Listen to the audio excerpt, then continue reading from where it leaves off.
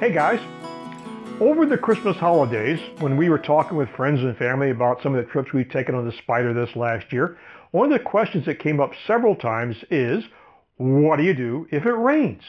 And my standard response I give to them is I smile and say, you get wet. And they look at you with this deer in the headlights look. What do you mean you get wet? So I really can't imagine how soft we've become as a society. Until about 110 years ago, if you needed to go pretty much any place across land, you either walked, you rode an animal, or you're in a cart pulled by an animal. And maybe a very small percentage of the population used trains for transportation. That was it. And you did so regardless of the weather. And at that time, we only had cotton, wool, fleece, and leather for clothing. We didn't have the micro fleece, the Gore-Tex, or any of the state-of-the-art technologies that we now have to keep ourselves warm and comfortable. So I thought about this would be a great topic for today's video about what gear do we wear and what systems we use to keep ourselves warm or cool and dry while traveling on the Spyder.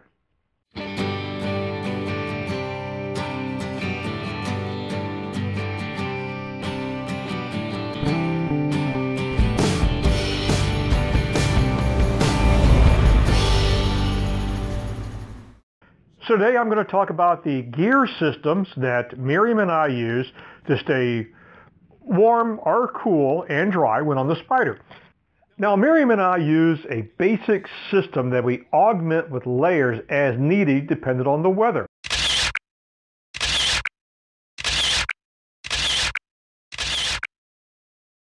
Now we always use the high-vis motorcycle jackets, which I'll come back to in a moment, and some casual clothing if we're just going to be out for a couple of hours, maybe out to dinner or run some errands.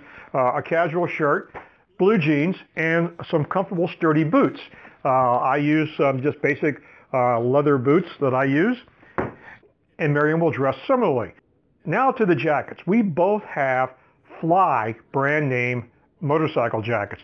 These are mesh and they're high-vis to help other people so they'll see you coming to minimize the possibility of an accident. The mesh allows the airflow to go through the jacket to keep you cool in the warm weather. And you always want to wear some sort of a jacket. If you're out in the warm weather for a long period of time, you would think you wouldn't want to wear a jacket at all. Not true, because if the airflow going across your skin in the summertime will cause you to dehydrate. This minimizes the dehydration and keeps the airflow across your skin. For longer rides, Miriam and I both have a pair of motorcycle pants. They're both mesh and vented to keep the airflow going through the pants for warm weather and also offer a layer of protection should you leave the motorcycle in an accident. Then we begin to augment our layering system. Right now inside the garage, it's January. My garage is not heated, so it's a little chilly. And what I have on under my motorcycle pants is a pair of synthetic undergarments. These are capilene. Capilene is probably one of the most warmest fabrics I've ever worn in my life. Once I changed out of the jeans to shoot this scene, much warmer. My shirt is a micro fleece and I wear that under this. And in cooler weathers, this is a perfect combination. Now for footwear, I wear a pair of Gore-Tex boots. Miriam has a brand new set of leather motorcycle boots. And I also wear smart wool socks under the boots. And the reason you want to do that, if you get some moisture in cotton socks, it wouldn't take long for the moisture to work its way down, soak your feet, and cause all types of comfort problems and perhaps even some hygiene problems as the day goes by. Smart wool will wick the moisture away from your feet during the rain or perspiration, so even in the summertime, they're not that hot. Now, if it was the summertime or warmer weather, what I would wear and what Miriam typically likes to wear, I would have on a moisture-wicking t-shirt under my motorcycle jacket and just a pair of moisture-wicking shorts to this particular brand, and the ones I often wear have a liner built into them so you don't have to wear any undergarments under that, similar to what you'd have in a swimsuit. So it's very lightweight and it helps you regulate your temperature a lot more. So what if it does rain?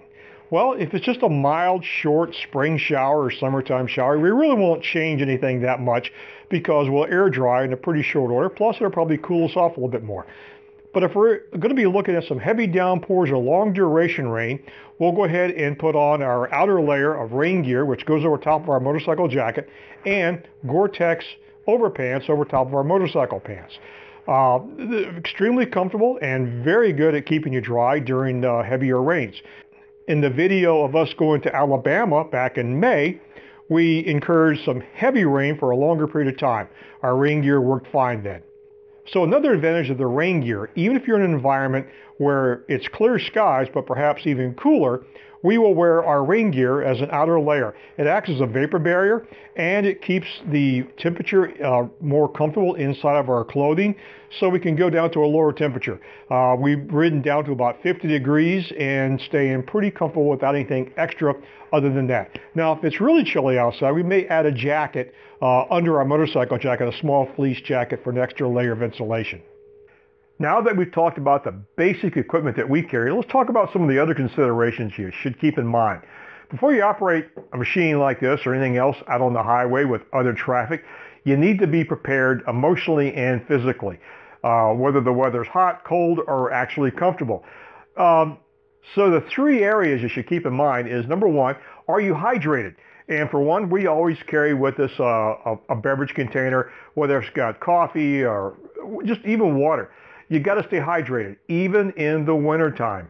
Dehydration is a serious concern. If you're not properly hydrated, it can lead to hypothermia. And hypothermia is the second one. Now, hypothermia can occur even at 50 degrees with enough airflow over the skin. So to avoid that, you want to make sure you don't have a lot of airflow over the skin, you're properly hydrated, and you're properly fueled up. Now, you don't want to overeat because that causes its own problems. If you have a big meal and you get out on the road with airflow over your body on a chilly day, your blood supply is sent to your internal organs to process the food, and your extremities are left without adequate blood supply, and you can get chilled much more easily. When you're chilled, it leads to hypothermia. Every little bit of temperature drop in your body actually affects your cognitive skills. Not a thing to have when you're operating a machine like this out on the highway. Now, oftentimes we often joke about ingesting some antifreeze. Now, I am not a teetotaler by any stretch of the imagination. Antifreeze is left for after the ride. Let me tell you why. Not only does it deaden the senses and interfere with the cognitive abilities, alcohol will dilate your capillaries and give you that sense of warmth on a cold day. But if those of you who are familiar with machines, that's like operating a car with a thermostat stuck open. All you're really doing is causing the blood flow to be sent to the surface of your skin, temporarily keeping you warm, but causing an overall loss of body temperature very, very quickly. It actually accelerates hypothermia. Not something to be involved in when you're trying to operate a machine like this, especially in traffic for long periods of time. So the key there is simply make sure you're properly rested, fueled up, hydrated, and save the antifreeze for after the ride. Well guys, we're getting ready to wrap up this video. I really appreciate you watching. If you have any questions or comments about the gear we use or any other questions about the Spyder, feel free to leave them in the comments below. And please always, as always, don't forget to subscribe so we keep this content coming to you on a regular basis, especially with the riding season right around the corner. So we're looking forward to getting out there, getting some serious riding done, and producing some more videos. Again, thanks for watching. Y'all take care.